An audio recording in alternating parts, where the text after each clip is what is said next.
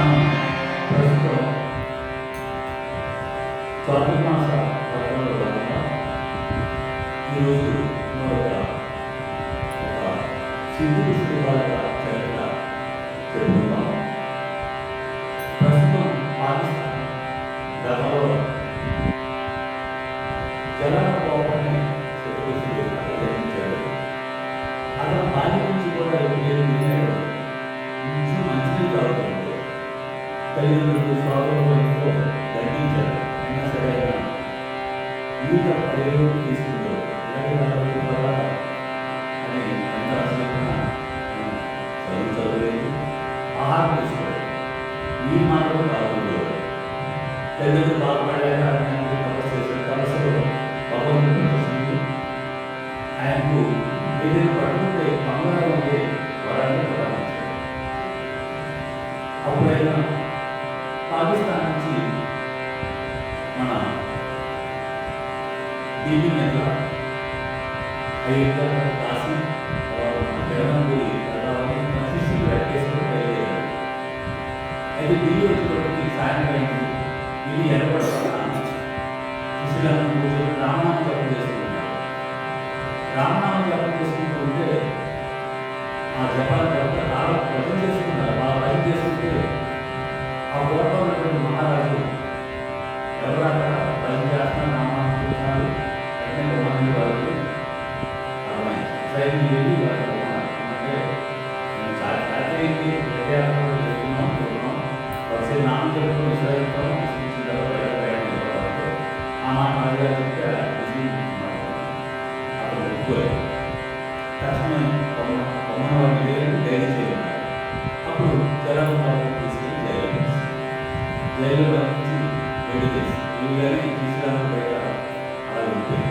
ఈలోగా అతను తపస్సు సంపన్నుడు కాబట్టి దీన్ని ఎర్రగొట్టంతా నీటిలో ఉంది. ఆ జహాపురాన్ని ఎదురుగా తీసుకుంటారు. అతను నిజంగా మందం కూడా ఉంది. ఇదేంటి చూస్తే ఎవరు అక్కడ వెంటనే మహారాజు వీటికి వీరందరూ బంధించారంట. వాళ్ళు మీరు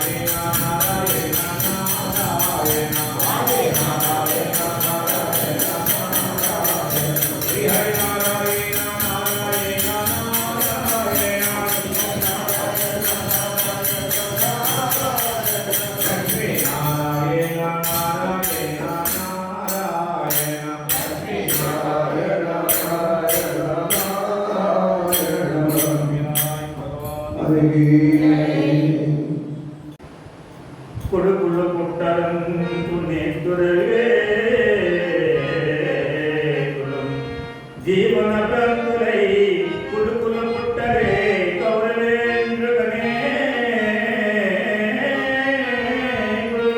వారికే నేపతులు పడచన్ పుత్రులే యాకులకు వాటినే దుర్గతులే మోక్ష పదం ముక్తులకు తిరిగాల హరిగలా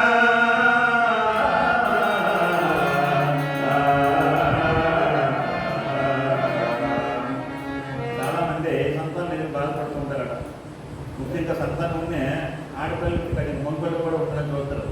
ఎందుకంటే పొన్నామి నరక పుత్ర అని చెప్పింది. కొడుకు పుడితే పొన్నామి తల్లికి తండ్రికి సద్గతులు కలుగుతాయని శాస్త్రం చెప్తుంది అన్నమాట. కాబట్టి సంతానం లేదు లేదని బాధపడతారయ్యా. ఎందుకు సంతానం?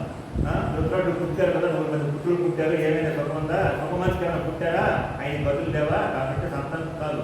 సంతానం లేకపోయినా సద్గతి పొందడానికి మోసం పొందడానికి అదుపు అవుతుందని చెప్పేసి ఆ కలిగంగా భావం చూపింది.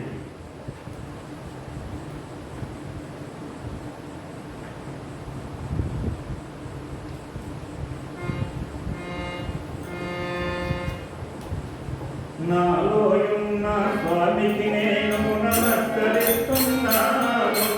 మంత్రములనే పూలతో పూజలు చేస్తున్నాను.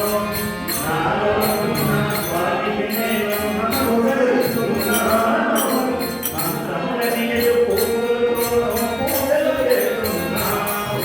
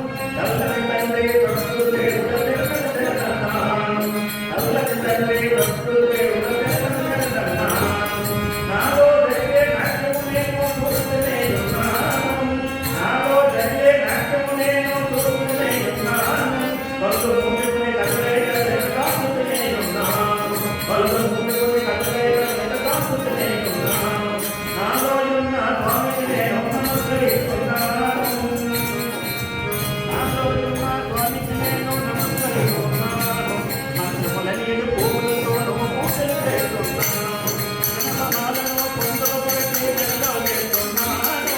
గణమాలను పొందుదొరకి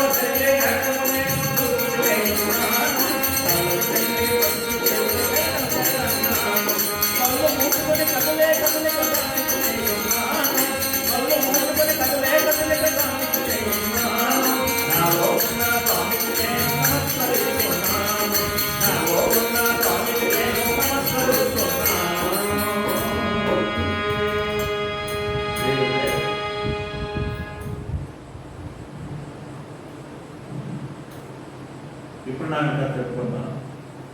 కృష్ణారాయణ చాలా మంది భక్తుడు దూరదేశంలో పడబడినటువంటి గ్రామం కలదు. అక్కడ బ్రాహ్మణ భార్యాభర్తలు చాలా అమూల్యమైనటువంటి చక్రవర్తుల చేత కూడా పూజించబడేటువంటి ధర్మబద్ధమైనటువంటి జీవితాన్ని గడుపుతూ ఉన్నారు. వాళ్ళకి సంతానం లేదు.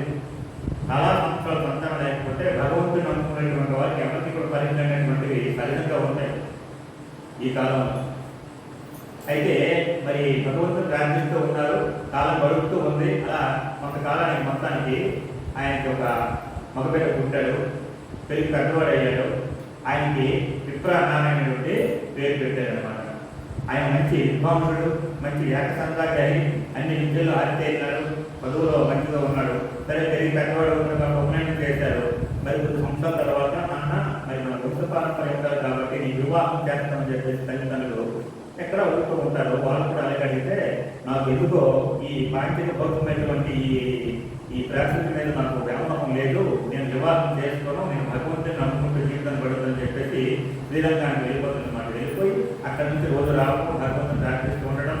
మరి అలా ప్రార్థిస్తుండేటువంటి సమయంలో భగవంతుని మంచి మాల కట్టివ్వడం, ఆ మాల అంటేమో ఊరు కోసం మంచి పూలపాటు వేయడం, ఆ పూలపాటు నీరు పెట్టుకోవడం, చాలా పెద్ద ప్రతిరోజు కూడా భగవంతుని స్మరణ చేసుకుంటూ నామం చేసుకుంటూ పూలమాల వాడడం, భగవంతుని చూడడం నిత్యదర్శనంగా అయిపోయిందన్నమాట. అలా జరుగుతూ ఉంటుంది.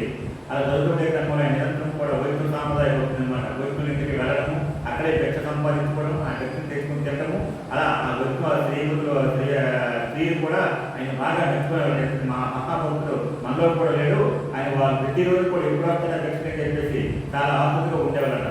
ఆ క్రమం అలా జరుగుతూ ఉండే క్రమంలోనే అక్కడ కొరంబోయే గ్రామం ఉంటుంది శ్రీరంగానికి మధ్యలో. అక్కడ దేవదేవ వేసి ఉంటుందన్నమాట. అక్కడ చాలా దివ్యాంగ స్త్రీ, అంటే అందరూ స్త్రీల కంటే గొప్పది అనమాట. వీళ్ళు ఏం చేస్తారంటే రాజనాథకి అంటారు వీళ్ళని. వీళ్ళు ఎక్కడ కూడా రాజ్యాల్లో రాజులకి ఆహ్లాదం కలిగించడం కోసము నచ్చగలుగుతారు. రాజులు ఎక్కడ నిర్మిస్తూ ఉంటారు, నాట్యం చేయడం, రాజులు నిర్మించడం, తిరిగి వాళ్ళు ఉంటారు మంచి మంచి ఆభరణాన్ని పొందుతూ ఉంటారు. అలా జరుగుతున్న క్రమంలో రోజు ఆ ఎక్కున్నారని పూలపాటు నుంచి వెళ్ళిపోతూ ఉన్నారు. ఆహ్లాదకరంగా ఉందని చెప్పి అక్కడ కొద్దిసేపు కూర్చున్నారు. కొద్దిసేపు కూర్చుంటే అదే త్రావులల్లి ఈ ఎక్కున్నారనే భక్తులు వెళ్ళిపోతూ ఉంటాడు. అంతమంది వేస్తులు ఉన్నారు.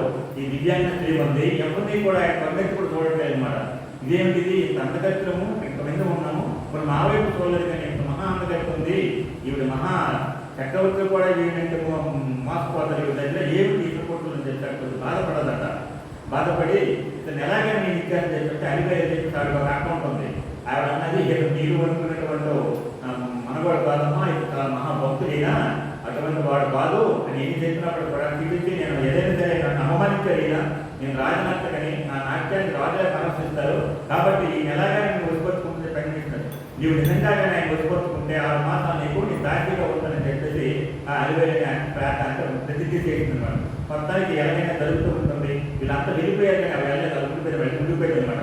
ఉండిపోతే అనుకోకుండా వర్షం బాగా పడుతుంది, గాలివాన వచ్చేసింది. ఆ వర్షానికి అంటేమో ఇవి తడిసిపోయింది అనమాట. ఏమిటి పూలపటం తిరిగిపోతుందని చెప్పేసి ఆ విత్తనాన్ని తిరిగి పూలపటం చూస్తూ ఉంటాడు. చూసేసరికి ఒక ఇరుగు అంటే తడిసిపోతుంటే ఆవిడ ఆ వర్షానికి తోటగా దాచుకుంది అనమాట. ఆ వర్షానికి మొత్తం తడిసిపోయింది, నారబట్టలు వేసుకుంది. ఆ ఉండేటువంటి బంగారము కొత్తవాళ్ళని తీసేసింది. తీసేసి ఈ నెలగైనా నేను నా దారిని చేసుకోవడం కోసం నారబట్టలు ధరించి పూలమాలు వేసుకొని కింద చుట్టేసి ఆ ఉంటుండగా పూలమాలు వేయడము కూర్చోవడం చాలా బాగా కొన్ని సంస్థలు అనమాట. ఆయన అంటే బాగా ఆపడుతుంటాయి. ఆయన ఏమనుకుంటే సరే మంచిదే, బాగా వచ్చింది, పూలకి నీళ్లు పెడుతుంది, దండలు నాకు బాగుంది అనుకోవడం. ఆ పరంపరలో వర్షం పడము, ఆ వర్షానికి బాగా తడిసిపోయేసరికి స్త్రీ కదా, ఆ ఒంటి మీద బట్టలు తడిసిపోయేసరికి ఆ శరీర సంవత్సరం చూశాడు. అంతవరకు స్త్రీ ఆయన ఇప్పుడు అలా చూడలేదన్నమాట. చూసేసరికి బ్రహ్మచర్యలు అయినా ఆనందిస్తారని చెప్పి సమానం కలిసిపోతూ ఉన్నావు, ఆ ఇంట్లోకి వెళ్ళి కూర్చొని చెప్పేసి అన్నాడు అనమాట. ఇదే అవకాశంలో చూస్తుంది కదా అలాగే పుష్పత్తుకోవడం ఆయన వెళ్ళి ఇంట్లో కూర్చుందన్నమాట. సరే స్వామి మీకు సేవ చేద్దామనుకున్నా చెప్పి కాలు చూసుకుంటుందన్నమాట. స్త్రీ యొక్క స్పర్శ తగ్గించడానికి ఆయన శరీరంలో ఏదో ఒక ఉన్మత్తం వచ్చేసింది. అలా అలా ఆయన కొంచెం చదువు తీసుకొని చాలా బాధేసరికి ఆయన శరీర శక్తి కంటేమో ఆయన స్త్రీ యొక్క లోన్లు అయిపోయాడు. ఇదే ప్రపంచం అనుకొని పూలమాల కానీ, ఆ విష్ణు సేవలు కానీ, ఆ శ్రీలంక యొక్క సేవ కానీ, ఏ రకమైన సేవ అంతా మానేసి పూర్తిగా అటు లీనమైపోయి అటు వశీకరణం అయిపోయాడు. ఈ ప్రపంచం అంతా ఆయన కోసం ఎంత భక్తుడు, ఇంత మహానుభావుడు, అసలు ఆడవాళ్ళని స్పర్శే తెలియదు. ఏ రోజు కూడా పూలమాల వేసి దేవాలయం చేయాలని చూడడం తప్ప ఆయన మనం బయట చూడలేదు. అలాంటి వాడు ఈ వేస్టలో అయిపోయాడు, ఏమిటి ఇలాగా అని చెప్పి అందరూ అనుకుంటూ ఉండగా మరి ఇంకా ఆయన ఎందుకు మర్చిపోయినవాడు. వేసులు ఏం చేస్తారంటే వాళ్ళ మాత్రం ఎంతైనా సొమ్ము ఉంటేనే వాళ్ళు ఆకర్షిస్తారు. ఆయన దగ్గర సొమ్ము పోయిన తర్వాత తన దగ్గర గ్రామానికి ఏం చేశారు, తను తగ్గించారు. బిల్వమ్మ చాలా భాగ్యవంతుడు, వేసేలో ఆయన తను తగ్గించాడు. మనకు అందుకే చింతమని శ్రీహరి ప్రపంచం అంతా మోసం చేశారు. కాబట్టి వీళ్ళందరూ కూడా ఆస్తిని సంపాదించుకోవడము, ఆస్తి జరిగిపోయిన తర్వాత ఆస్తిని లేకపోతే రాయనమాట. ఈ విప్రణాలకు ఆస్తి అంతా కరిగిపోయింది.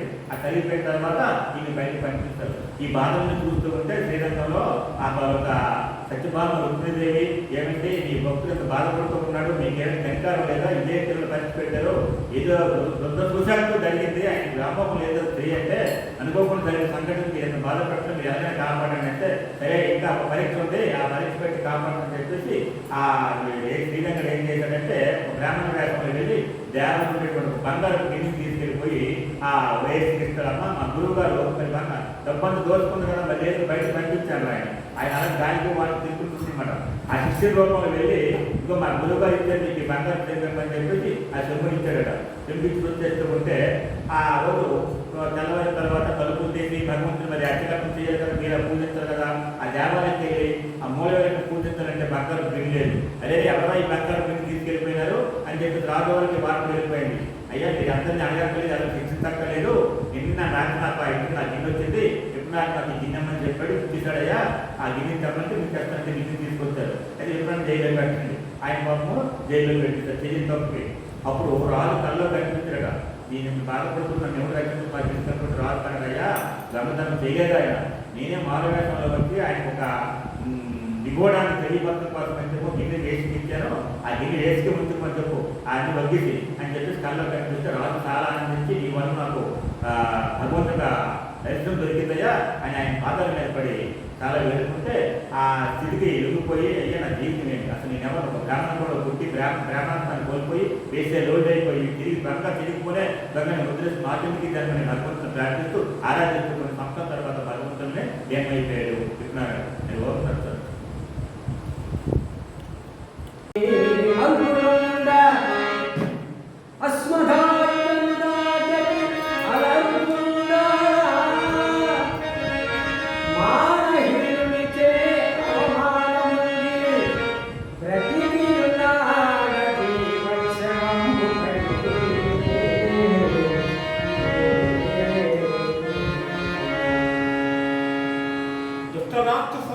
సమాప్తమైన తలపుత్యం కదా, ఇందులో ఆ దురాత్మను వెనుకదిరే మహాత్మా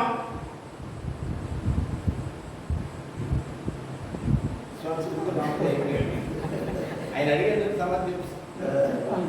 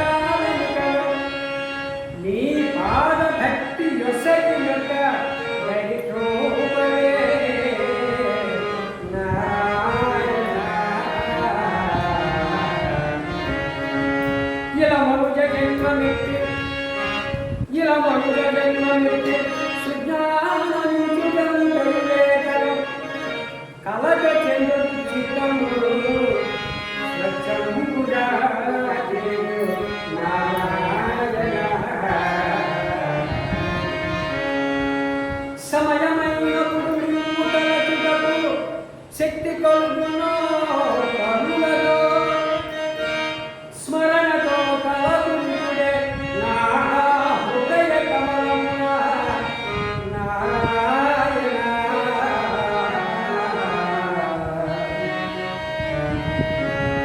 ఎన్ని జన్మలాయనో నేను జన్మించినాను, నన్ను నీకు జరిగే ప్రకటనే నా తండ్రి నారాయణ. తాపత్రయము చెంది చాలా పరితాపము చిత్తము నీ పాదముల నమ్మి చలనై నిలువగల నారాయణ. ఎన్ని విధములు చూచిన ఎన్ని విధములు చూచిన మేము మరువకలున్నంత సుఖము వేరున్నదే నారాయణ. శరణు భక్తాతిహారి గురురూప, శరణు సజ్జన రక్షక, శరణి గురు కరుణ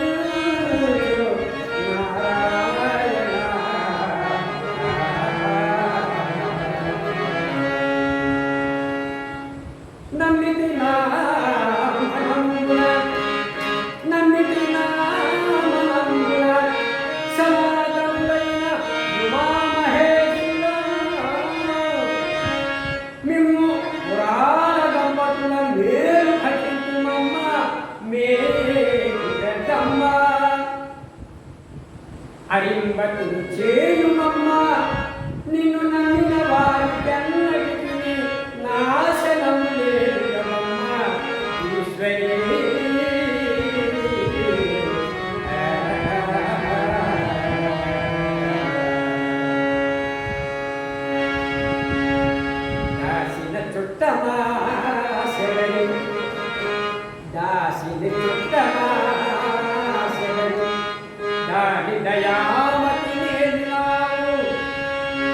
దాసుని దాసుడా గుహుడు తావక దాస్యము సంగినాడు నే చేసిన పాపము వినుతి చేసిన కావము కావమయ్యా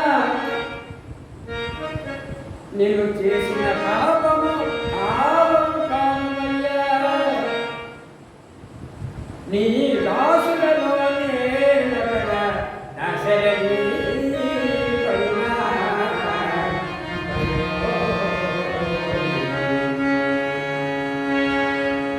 దర సుహాచలమై నమము గొడుగై తగ్గరవదల బుచ్చులై పరమాన్మయముల వందిగమై బ్రహ్మాండ మహారామై బ్రహ్మాండ మహారామై భార్య శ్రీమణియై విరించి కొడుకై శ్రీకన్య సత్పుత్రియై వరసన్ని ఘనరాజసము నిజమై వదిలు నారాయణ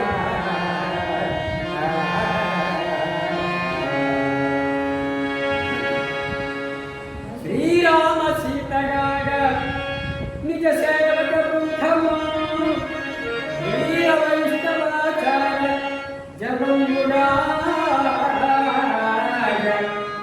విరజానది గౌతమిగ వికుంఠమున్నారయ పద్మశయ శిఖరాగ్రముగాగా వసించు చేతని తారకుడము విష్ణుడము నాశరథి కరుణా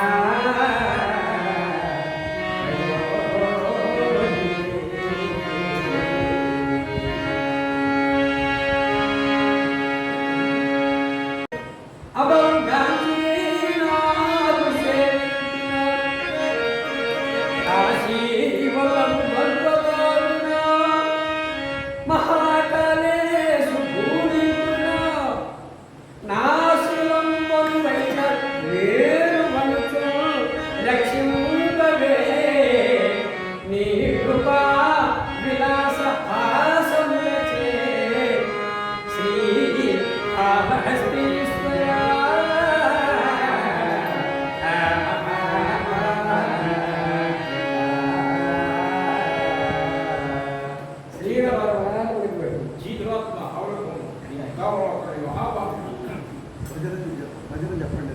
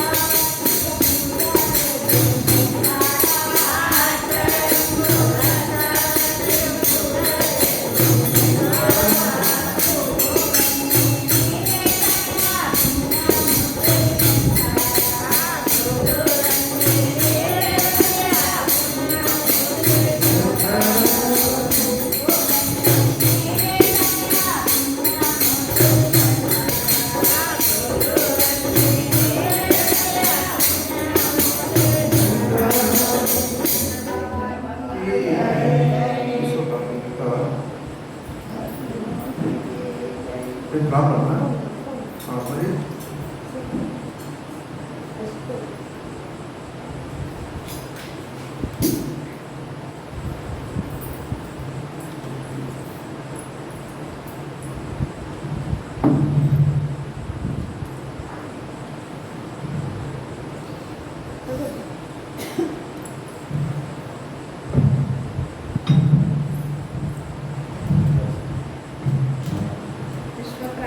ఓ పూజ్య ప్రభు క్షమా పరిపూర్ణ ప్రేమమయ నీకు నమస్కృతులు సాష్టాంగ ప్రణామములు నీవు సచ్చిదానందుడు సర్వాంతర్యామివి సర్వశక్తిమయుడు సర్వజ్ఞుడు సర్వజీవ హృదయాంతరవాసివి కరుణాంతర హృదయం సమదృష్టి స్థిర మనస్సు భక్తి విశ్వాస జ్ఞానములను మాకు ప్రసాదింపు ఆకర్షులను అణగద్రొక్కి చిత్తవృత్తులను అరికట్టుటకు మాకు వలయు అంతరాధ్యాత్మిక శక్తి నొసంగు కామ లోభ వేషముల బారి నుండి తప్పింపు మా హృదయ ఫలకములను సద్గుణములతో నింపువేయుము ఈ సర్వనామ రూపములలో నిన్ను సేవింపనిమ్ము ఈ సర్వనామ రూపములలో నిన్ను తెలికంపనిమ్ము నిన్ను సదా స్మరించుకొని నీ లీలలు సదా గానం చేయుము నీ నామము సదా మా పెదవులపై ఉండనిమ్ము నీలో సదా మమ్ము వసింపనిమ్ము మంగళం గురుదేవాయ మహనీయ గుణాత్మనే సర్వలోకశరణ్యాయ సాధురూపాయ మంగళం మంగళం యోగివర్యాయ మహనీయ గుణాత్మనే కొత్తపెంట నివాసాయ శ్రీదేవానందాయ మంగళం మంగళం కౌసలేంద్రాయ మహనీయ గుణాత్మనే చక్రవర్తి తనూజాయ సార్వభౌమాయ మంగళం ఓం త్రయంబకం యజామహే సుగంధిం పుష్టివర్ధనం పూర్వారుకవిబంధనాం మృత్యోర్వృక్షీయమామృతా ఓం త్రయంబకం యజామహే సుగంధిం పుష్టివర్ధనం పూర్వారుకవిబంధనాం మృత్యోర్వృక్షీయమామృతాత్ ఓం త్రయంబకం యజామహే సుగంధిం పుష్టివర్ధనం పూర్వారుకవిబంధనాం మృత్యోర్వృక్షీయమామృతాత్ ఓం సర్వేషాం స్వస్తిర్భవతు సర్వేషాం శాంతిర్భవతు సర్వేషాం పూర్ణం భవతు సర్వేషాం మంగళం భవతు సర్వే భవంతు సుఖినః సర్వే సంతు నిరామయ సర్వే భద్రాణి పశ్యంతు మా కశ్చిత్ దుఃఖభాగ్ భవేత్ ఓం అసతో మా సప్తమయ తమసో మా జ్యోతిర్గమయ మృత్యోర్మా అమృతంగమయ ఓం పూర్ణమద పూర్ణమిదం పూర్ణాత్ పూర్ణముదచ్యతే పూర్ణస్య పూర్ణమాదాయ పూర్ణమేవావశిష్యతే ఓం శాంతి శాంతి శాంతి ఓం ద్యో శాంతి అంతరిక్షో శాంతి పృథివీ శాంతి ఆపశాంతి ఓషధ శాంతి వనస్పత శాంతి విశ్వే దేవా శాంతి బ్రహ్మ శాంతి సర్వము శాంతి శాంతిరేవ శాంతి సామా శాంతి ఓం శాంతి శాంతి శాంతి बोलो सद्गुरु भगवान की गोपाल कृष्ण भगवान की श्री रामचंद्र मूर्ति की पवन सुत हनुमान की लक्ष्मी नरसिंह भगवान की वेंकटेश्वर भगवान की जगन्नाथ भगवान की जगज्जननी जगदम्बे माता को